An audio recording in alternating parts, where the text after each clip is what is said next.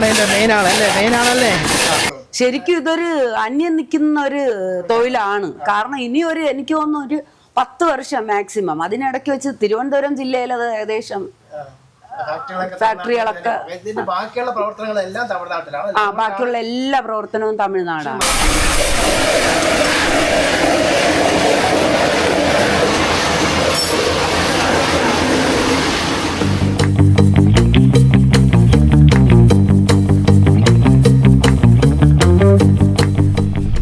അഭ്യുതകാംക്ഷികളായ ഗുരുജനങ്ങളെ, സുഹൃത്തുക്കളെ, നമ്മൾ പ്ലാത്താങ്കര ഒരു കർഷകനെ തേടി പോയിക്കൊണ്ടിരിക്കുമ്പോഴാണ് ഇവിടെ ഒരു മാച്ച് ഫാക്ടറിയുടെ ബോർഡ് കണ്ടത്. അപ്പോൾ ഞാൻ ഇതുവരെ ഈ മാച്ച് ഫാക്ടറിയുടെ അകമൊന്നും കണ്ടിട്ടില്ല. അപ്പോൾ എനിക്കത് കൗതുകമായിട്ട് തോന്നി. അപ്പോൾ അതുകൊണ്ട് അത് നിങ്ങളെയും കൂടെ ഒന്ന് കാണിക്കാമെന്ന് വിചാരിച്ചിട്ടാണ്. ഇതിപ്പോൾ ചെങ്കൽ ഗ്രാമപഞ്ചായത്തിലെ പ്ലാത്താങ്കര എന്ന് പറയുന്ന സ്ഥലത്ത് ഒരു കർഷകനെ തേടി പോയിക്കൊണ്ടിരിക്കുമ്പോഴാണ് ഈ മാച്ച് ഫാക്ടറി കാണുന്നത്. ഏതായാലും ഞാനപ്പോൾ അങ്ങനെ തലയിട്ട് നോക്കിയപ്പോൾ അവിടെ ഇങ്ങനെ കൊള്ളികളൊക്കെ ഇങ്ങനെ സ്റ്റിക്കുകളൊക്കെ ഇങ്ങനെ അകത്ത് വിരിച്ചിട്ടിരിക്കുന്നു, ഉണക്കാൻ വേണ്ടിയൊക്കെ വിരിച്ചിട്ടിരിക്കുന്നു. അപ്പോൾ എനിക്ക് കൗതുകമായ അതിനകത്ത് ഒന്ന് കയറി കണ്ടു കളയാം എന്ന് വിചാരിച്ചു. അപ്പോൾ അവരുടെ ഫോൺ നമ്പരൊക്കെ ഇതിലുണ്ട്. ഫോൺ നമ്പരൊക്കെ ഇതിൽ കാണാം. എന്തെങ്കിലും ഈ മേഖലയുമായിട്ട് ബന്ധപ്പെട്ട ആരെങ്കിലുമൊക്കെ ഈ വീഡിയോ കാണുന്നുണ്ടെങ്കിൽ നിങ്ങൾക്ക് ബിസിനസ് പരമായ എന്തെങ്കിലും ആവശ്യമുണ്ടെങ്കിൽ ഈ ഫോൺ നമ്പറിൽ കോൺടാക്ട് ചെയ്യുക. അപ്പോൾ ഞാനിങ്ങനെ മരുന്നുമായിട്ട് ഇങ്ങനെ എത്തി നോക്കിയപ്പോൾ നോക്കണ്ട, ഇത് കണക്ക് വിശാലമായിട്ട് ഇട്ടിരിക്കുന്ന കണ്ട് പഞ്ചാര മണൽ പോലെ ഇങ്ങനെ കിടക്കുകയാണ്. അപ്പോൾ ഇത് കണ്ടപ്പോൾ ഈ ഗേറ്റ് വഴിയാണ് ഞാൻ ഇങ്ങനെ കാണുന്നത്. സ്കൂട്ടർ ഓടിച്ചുകൊണ്ട് ഇങ്ങനെ പോകുമ്പോൾ ഇത് ഇങ്ങനെ വെളുത്ത് കിടക്കുന്ന കണ്ടപ്പോഴാണ് എനിക്കൊരു കൗതുകം തോന്നി നോക്കിയപ്പോഴാണ് ആ മാച്ച് ഫാക്ടറി എന്ന് കാണുന്നത്. അപ്പോൾ എന്നാൽ നമുക്കൊന്ന് അകത്ത് കയറി കളയാമെന്ന് വിചാരിച്ചു. അപ്പോൾ നമുക്കൊന്ന് ഏതായാലും ഇതിൻ്റെ ഓണറെ കണ്ട് നമുക്ക് ഇതിൻ്റെ ഡീറ്റെയിൽസൊക്കെ കളക്ട് ചെയ്യാൻ പറ്റുമോയെന്നൊന്ന് നോക്കാം. ശരി എന്നാൽ വായോ. ഈ വ്ളാത്താങ്കര ചീരകൃഷി ഗ്രാമ സൗന്ദര്യം ഇപ്പോഴും ഉള്ള ഒരു സ്ഥലമാണ് ഈ വ്ളാത്താങ്കര എന്ന് പറഞ്ഞ ചെങ്കൽ പഞ്ചായത്തിലെ ഒരു കൊച്ചു ഗ്രാമമാണിത്. 1972 ഈ സ്ഥാപനം. എൻ്റെ ഫാദർ മൂർത്തി സാറെന്നാണ് അറിയപ്പെടുന്നത് ഈ നാട്ടിൽ. സാറിന് നെയ്യാറ്റിൻകരയും മുതിയങ്ങളങ്കരയും ട്യൂട്ടോറിയൽ കോളേജ് ഉണ്ടായിരുന്നു. അപ്പോൾ ആ ട്യൂട്ടോറിയൽ കോളേജ് നടത്തിക്കൊണ്ടിരിക്കുമ്പോൾ ഗ്രാമത്തിൽ അന്ന് വ്ളാത്താങ്കര 50 വർഷത്തേക്ക് മുമ്പ് 1972 ആകുമ്പം മനസ്സിലാക്കാൻ ഉള്ളതേ ഉള്ളൂ. ഒരുപാട് ബുദ്ധിമുട്ടും കഷ്ടപ്പാടും വർഷത്തിൽ 2 പ്രാവശ്യം വെള്ളപ്പൊക്കവും എല്ലാം കയറി ഒരു നാടാണ്. അന്ന് ഇവിടെ ഉള്ളവർക്ക് ജീവിക്കാൻ ഒരുപാട് ബുദ്ധിമുട്ടുണ്ടായിരുന്ന ഒരു സാഹചര്യമാണ്. അന്ന് എന്ത് തൊഴിൽ ചെയ്യാം, അങ്ങനെയാണ് തീപ്പെട്ടി കമ്പനിയാകുമ്പം കുറച്ച് പിള്ളേർക്ക് ജോലി കൊടുക്കാം എന്നൊരാശയം വരികയും ട്യൂട്ടോറിയലിൻ്റെ കൂടെ തന്നെ ഈ സ്ഥാപനം ആരംഭിച്ചു 1972. അന്ന് ഈ സ്ഥാപനത്തിന് ഏകദേശം 100-110 ജോലിക്കാരുണ്ടായിരുന്നു. സ്ത്രീകളാണ് കൂടുതൽ. അപ്പോൾ സ്ത്രീകളാണത് കൂടുതൽ സ്ത്രീ നടത്തേണ്ട ഒരു സംരംഭം തന്നെയാണ്. അപ്പം ഏകദേശം 8 ആണുങ്ങളും ഈ 100-110 സ്ത്രീകളും വെച്ചാണ് ഈ സ്ഥാപനം തുടങ്ങിയത്. സ്ഥാപനം നന്നായിട്ട് നടത്തുകയും നമ്മൾ അടുത്തുള്ള ഇത് ഉദ്ഘാടനം ചെയ്യുന്നതെന്ന് പറയുമ്പം നമ്മളുടെ ഇവിടെ ഓലത്താനിയിൽ തന്നെ ഉള്ള ഡോക്ടറാണ്. ഡോക്ടർ റോളൻസ് ഹോസ്പിറ്റലിലെ ഡോക്ടർ വിൽഫ്രഡ് റോളണ്ട് അവരാണ് ഈ സ്ഥാപനം ഉദ്ഘാടനം ചെയ്യുന്നത്. എൻ്റെ വൈഫ് പ്രീതയാണ്. അവളാണ് ഇപ്പോൾ കമ്പനി നടത്തുന്നത്. ഇനി ബാക്കി കാര്യങ്ങളെല്ലാം സ്ഥാപനത്തിൻ്റെ കാര്യങ്ങൾ അവൾ പറയും. എത്ര സ്റ്റാഫ് ഉണ്ട് ഇപ്പോഴും? ഇപ്പൊ 12 പേരുണ്ട്. ഈ 110 ഉണ്ടായിരുന്നപ്പോൾ നമുക്ക് നാടൻ ചോപ്പിംഗ് ആണ് എന്ന് പറഞ്ഞാൽ ഓരോ നിങ്ങളത് കാണുമ്പോഴേ അറിയാവുള്ളൂ. ഓരോരോ ചെറിയ ചെറിയ സെറ്റായിട്ടാണ് അവരിങ്ങനെ. അപ്പോൾ അത്രയും സ്റ്റാഫ് വേണം. പക്ഷെ ഇപ്പോൾ അങ്ങനെയല്ല. നമുക്ക് ഓരോ സമയം 8 സ്പ്ലിൻസ് നമുക്ക് ഒറ്റ ഇതിൽ തന്നെ 8 എണ്ണം ഇങ്ങനെ വെട്ടിയെടുക്കാം. അപ്പോൾ ഏകദേശം ഒരു 50 ഒരു ട്രേ നമ്മളത് കാണുമ്പോൾ ഒരു ട്രേ വെട്ടുമ്പം തന്നെ ഒരു 50 കിലോ സ്പ്ലിൻസ് നമുക്ക് പ്രൊഡക്ഷൻ കിട്ടും. പക്ഷെ മുന്നേ അങ്ങനെയല്ല. 5 കിലോയോ അതിന് താഴെയൊക്കെ ഉള്ള അളവിൽ അത് മാനുവലായിട്ട്. ഓ പറഞ്ഞു.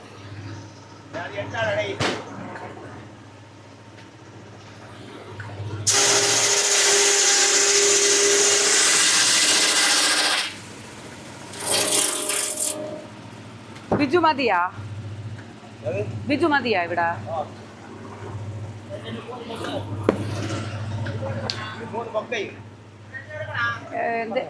ഇതിൽ വേറെ ഒന്നുമില്ല. അവിടെ തടി വരും, ഇത് കട്ട് ചെയ്യും, ഇവിടെ വരും. ഓ, എന്നിട്ട് ഇതിൻ്റെ തോട് കളയും.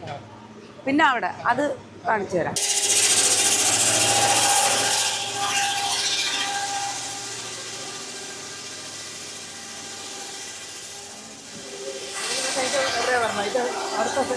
അടുത്ത സെക്ഷൻ ഇതാണ്. ഇതാണ് നമ്മുടെ പീലിംഗ് മെഷീൻ. ഇത് പീൽ ചെയ്ത് വരും പട്ട. അതിപ്പോ ഒരു ജസ്റ്റ് ഹാഫ് ആൻ അവറിലത് അതാ എന്തുണ്ട് ഇത് പീൽ ചെയ്തതിന് ശേഷം ഇതുപോലെയാണ് പീൽ ചെയ്ത് വരുന്നത്. ഇതിലും ഇങ്ങനെ നീളത്തിലും വരും. നീളത്തിലാണ് വരുന്നത്. ഇത് തുണ്ട് ആദ്യം വരുന്നത് ഈ തുണ്ടായിട്ട് വരും. അത് കഴിഞ്ഞ് ആ അതെ അതെ കറക്റ്റ് ആ റൗണ്ട് കറക്റ്റായിട്ട് വരുമ്പോൾ നീളത്തിന് വരും. ആ ഇതെല്ലാം ഉപയോഗിക്കാൻ പറ്റുന്നതാണ്. ഇത് കുറച്ച് കേടുള്ളതൊക്കെ എടുത്തും കളയും, ബാക്കി ഉപയോഗിക്കും. എന്നിട്ട് ഇതാ ഈ ട്രേ പലകയിൽ ഇത് ഫുള്ള് ഇവരിങ്ങനെ ഒരേലും നിരത്തി വെക്കും. ഇവിടെ ഇത് ഒരു ട്രേയിൽ ഇത്ര പൊക്കത്തിന് അവരെ അടുക്കും. എന്നിട്ട് അതിനെ എടുത്ത് ഈ മെഷീനിൽ വെക്കും. ഇതാണ് ജർമ്മൻ ചോപ്പിംഗ്. ഇത് ജർമ്മൻ ചോപ്പിംഗ്. ജർമ്മൻ ചെറിയ ചെറിയ ചെറിയ ചെറിയ ഇതുപോലത്തെ സ്പ്ലിൻസ് ആയിട്ട്.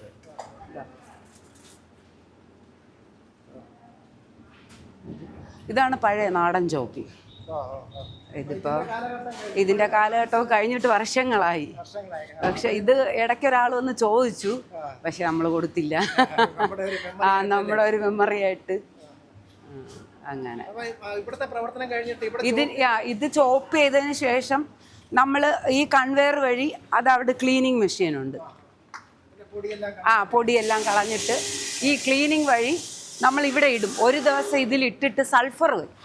കാരണം ഇത് കുറച്ച് ഇതിൻ്റെ ആ കൊള്ളി അത് കണ്ടോ, അത് കുറച്ച് കളറ് ഡള്ളായിട്ടല്ലേ ഇരിക്കുന്നേ. ഈ കളർ കണ്ടോ, കുറച്ച് ഡള്ളാണ്. പക്ഷെ നമ്മൾ സൾഫർ വെച്ച് കഴിയുമ്പോൾ കുറച്ചുകൂടെ വെള്ളയായി കണ്ടോ. നിറ വ്യത്യാസം വരും. അപ്പോൾ സൾഫർ വെച്ചതിന് ശേഷം പിറ്റേ ദിവസം നമ്മൾ നേരെ കളത്തിൽ. വൈകുന്നേരം ഇവർ പോകുമ്പോൾ അതിനടിയിൽ പാത്രം ഇരിക്കുന്നുണ്ടോ, ആ പാത്രത്തിൽ 3 പാത്രത്തിലായിട്ട് പുകയ്ക്കാൻ വേണ്ടി വെക്കും. പുകച്ചിട്ട് ഇവർ പായിട്ട് നന്നായിട്ട് മൂടിയിട്ടിട്ട് പോകും. രാവിലെ വന്ന് പായെടുത്ത് മാറ്റിയിട്ട് ഇവര് ഇതൊരു 3-3.5 മണിക്കൂർ. നല്ല വെയിലാണെങ്കിൽ 3-3.5 മണിക്കൂർ കൊണ്ട്. നമുക്ക് ആഴ്ചയിൽ നമ്മളൊരു 90-95 ചാക്ക്. എന്നിട്ട് ഇവിടെ നിന്ന് നേരെ ഇത് ഉണങ്ങി കഴിയുമ്പോൾ നേരെ അടുത്ത ക്ലീനിങ് സെക്ഷനിലോട്ട് പോകും. ഇത് ചെറിയ ക്ലീനിങ്, അവിടെ ഇരിക്കുന്ന ക്ലീനിങ് കാണിച്ചു തരാം. പക്ഷെ അത് വർക്ക് ചെയ്യിപ്പിക്കാൻ ഓപ്ഷൻ ഇല്ല കേട്ടോ. അത് വർക്ക് ചെയ്യുന്നില്ല. അത് ഇന്നലെ അതാണ് ഇപ്പോൾ ഇലക്ട്രീഷ്യൻ വന്ന് നോക്കിയിട്ട് പോയത്. അല്ലെങ്കിൽ അത് കാണിച്ചു തരുമായിരുന്നു. അതിന് ഇതിലേ പോകുന്ന എന്തോ വയറിന്. അതിന് ഇനി മെയിനായിട്ട് ആരെങ്കിലും വിളിക്കണം.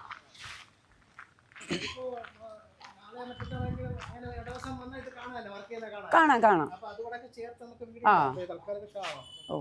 ഇതിപ്പം ഉണങ്ങിയതാണ് ഈ സംഭവം ഉണക്കിയിട്ടിരിക്കുന്നതാണ്. അതായത് ഇതില് ഒന്നുകൂടെ ക്ലീൻ ചെയ്ത് ചാക്കിൽ പിടിക്കും. ഇതാ കണ്ടോ, ഇത് ഈ ക്ലീനിങ്ങിൽ പോകും. കറക്റ്റ് ആയിട്ടുള്ളതെല്ലാം ക്ലീൻ ചെയ്ത് വരും.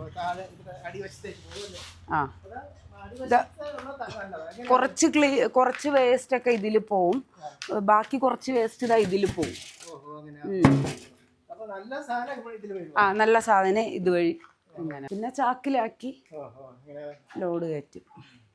നോക്കി ഓരോ ചാക്കും വെയിറ്റ് ഇട്ട് തൂക്കി കറക്റ്റായിട്ട് ബില്ലെഴുതി പോകുന്നു.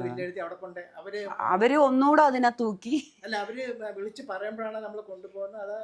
ഇടയ്ക്ക് നമുക്ക് ഒട്ടും സീസൺ അല്ലാത്ത സമയം വരുമ്പോൾ അവർ പറയും എന്നാണ് നമുക്ക് ലോഡ് വേണം, അന്നേ നമുക്ക് കയറ്റാൻ പറ്റുള്ളൂ. ഇനി എത്ര ലോഡ് ഇരുന്നാലും. ഇപ്പം അവർക്ക് നല്ല സീസണാണ്, പറയണ്ട, ലോഡ് കയറ്റി വിടാം, കൊണ്ടുവന്നാൽ മതി. അല്ലെങ്കിൽ സീസൺ മോശമാകുമ്പോൾ അവർ പറയും ഈ ലോഡ് ഈ ആഴ്ച കുറയും കൂടുകയും ചെയ്യും. ഉണ്ട്. ഇല്ല അങ്ങനെ ഓരോ അനുസരിച്ച് വ്യത്യാസം വരും. പക്ഷെ നമുക്ക് അതിലൊന്നും കുറയില്ല. തടി ഒരു സമയം വില കൂടിക്കഴിഞ്ഞാൽ കൂടിയ വില അത് സ്റ്റാൻഡിങ്. ജോലിക്കാർക്ക് ശമ്പളം കൂടിക്കഴിഞ്ഞാൽ അതിൽ കുറയ്ക്കാൻ പറ്റില്ല. വെട്ടിലാകുന്നത് ശരിക്കും പറഞ്ഞാൽ ഈ തൊഴിൽ കൊണ്ടുപോകാൻ പറ്റൂല. അല്ല നമുക്ക് ഇനി നമ്മുടെ 50 വർഷത്തെ പാരമ്പര്യമുള്ള നിങ്ങൾക്ക് ഇത് കൊണ്ടുപോകാൻ പറ്റില്ലെങ്കിൽ പുതിയ ആരെങ്കിലും പുതിയ ആൾക്കാർക്ക് ഉപദേശം എന്ന് പറഞ്ഞാൽ തുടങ്ങരുത്. ഇല്ല, ഞങ്ങളും ശരിക്കും പറഞ്ഞാൽ മോലയോളയിലാണ് പഠിക്കുന്നത്. ഞങ്ങൾ ഇവിടെ നിൽക്കാതെ അവൻ അങ്ങോട്ട് മാറ്റിയത് തന്നെ അവനും കൂടെ ഇതിലോട്ട് വന്ന് വിഴണ്ട. കാരണം ഹസ്ബൻഡിന് നല്ല വിദ്യാഭ്യാസം ഉണ്ടായിരുന്നു, പക്ഷെ പുള്ളി പോയില്ല, ഇങ്ങനെ ഇതിൽ നിന്ന് സ്റ്റക്കായിപ്പോയി. പുള്ളിയുടെ അനിയനാണ് കുറേ നോക്കിക്കൊണ്ടിരുന്നത്. അനിയെ പഠിച്ച് രക്ഷപ്പെട്ട അനിയൻ അങ്ങ് ഓസ്ട്രേലിയയിൽ സെറ്റിലായി, നമ്മളിവിടെ പെട്ടുപോയി. ഞാൻ MSc B.Ed ആണ്. സ്ഥലം ഉദയൻകുളങ്ങര, അടുത്ത് തന്നെയാണ്. ഇവിടെ നിന്ന് ഒരു 5-5.5 കിലോമീറ്റർ. പക്ഷെ ഞാനും ജോലിക്കൊന്നും പോയില്ല. പിന്നെ ഇവിടെ അങ്ങ് മോൻ 10th.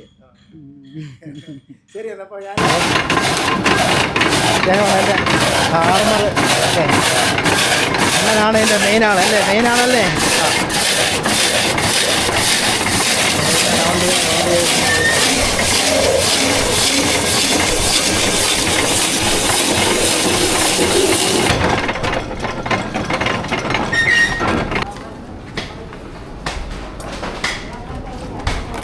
ഇത് സെപ്പറേറ്റ് സെക്ഷൻ, ഇത് തമ്മിൽ വ്യത്യാസമുണ്ട്. അടുക്കി വയ്ക്കണം. ഓഹോ.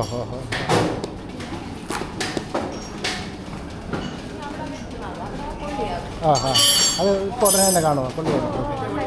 ഓഹോ.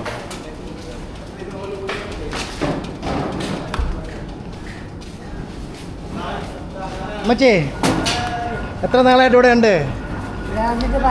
15 വർഷമായിട്ട് ഇവിടെ ഉണ്ടല്ലേ? പേര് സുഭദ്ര. ചെറിയ പീസുകളൊക്കെ ഇങ്ങനെ അടുക്കി വയ്ക്കും അല്ലേ? വലിയ പീസ് വയ്ക്കുക.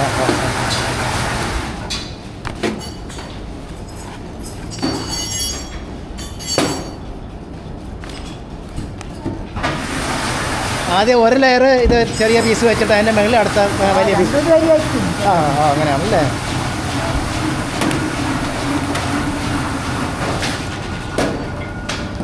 അതായത് ഏകദേശം ഈ പൊക്കമാകുമ്പോൾ നിർത്തുമല്ലേ? ഈ പൊക്കമാകുമ്പോൾ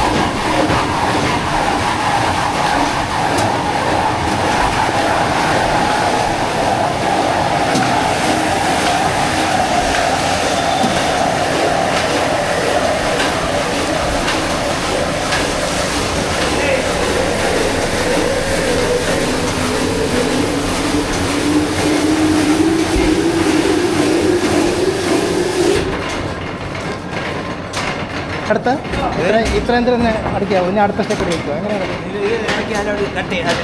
ആ ഇനി അടുത്ത പലയിൽ വയ്ക്കുമോ? എങ്ങനെയാണ് അത്? ഇങ്ങനെയാണല്ലേ? ഓ ഓ ഓ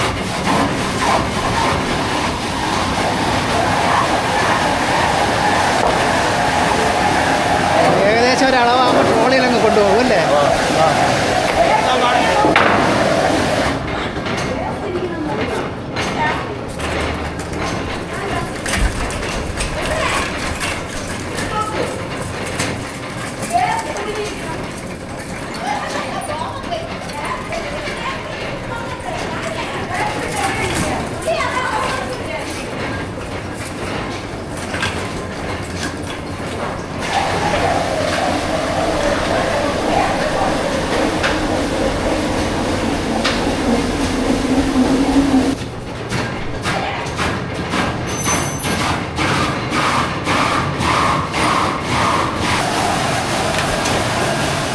ഇതും അതുപോലെ തന്നെ ഉള്ളതാണല്ലേ? ആ ആ ആ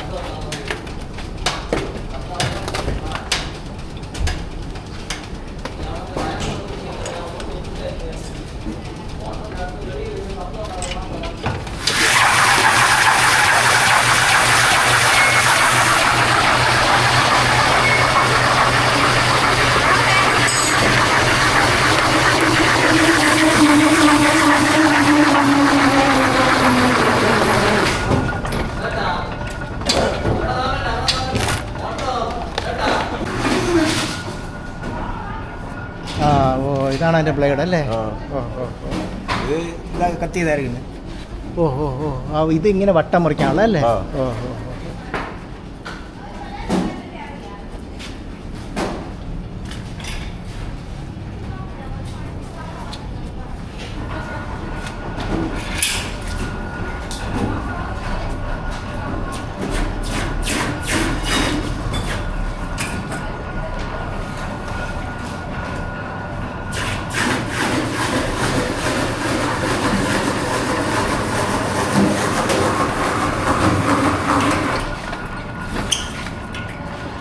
തല്ലേ ചാക്കടുത്ത് വേടാ ചാക്കടുത്ത് ഇവിടെ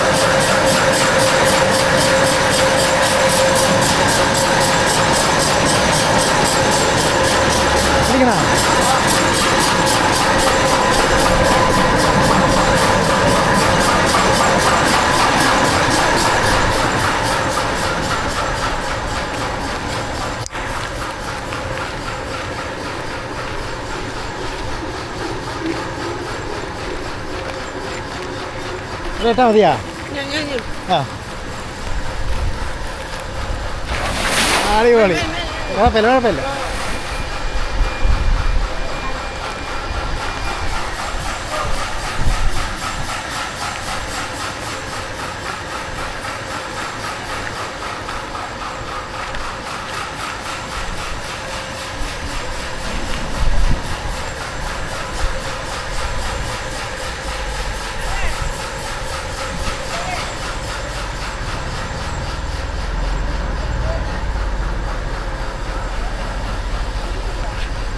ഇതിൻ്റെ പ്രവർത്തനം ഉണ്ടാവുക ആ ശരി ആ ആ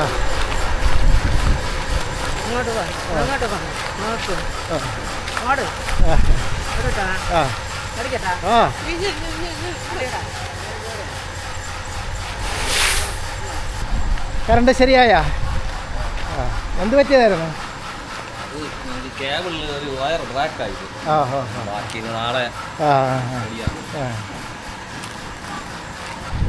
ആ മെയിൻ ഒന്ന് ഓണാക്കി വെക്കൂ അടയ്ക്കണ്ടേ അടയ്ക്കാതെ ഓണാക്കിയ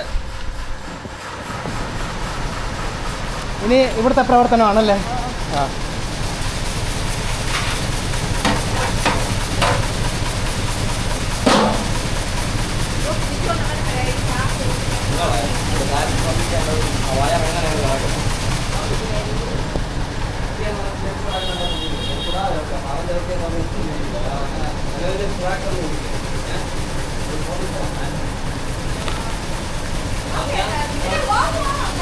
ഓഫ് ഇവിടെ ഇല്ല അവിടെ മെയിൻ ഓഫ് ആയാലേ ഓഫ് ആവുള്ളൂ അത് ഓഫ്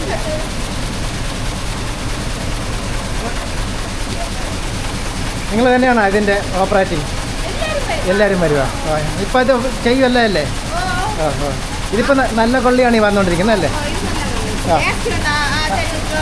അത് വേസ്റ്റ് അല്ലേ അങ്ങനെയാണല്ലേ അത് തന്നെ കുഴപ്പമില്ല ഇത് ഫിനിഷിംഗ് പോയിന്റ് ആണല്ലേ ലാസ്റ്റത്തെ അല്ലേ ഫിനിഷിംഗ് വർക്ക് അപ്പോൾ ഇവിടെ എല്ലാം ആണ് കെട്ടി ഒതുക്കിച്ചിട്ട് ലോഡ് കെട്ടിപ്പാണ് അല്ലേ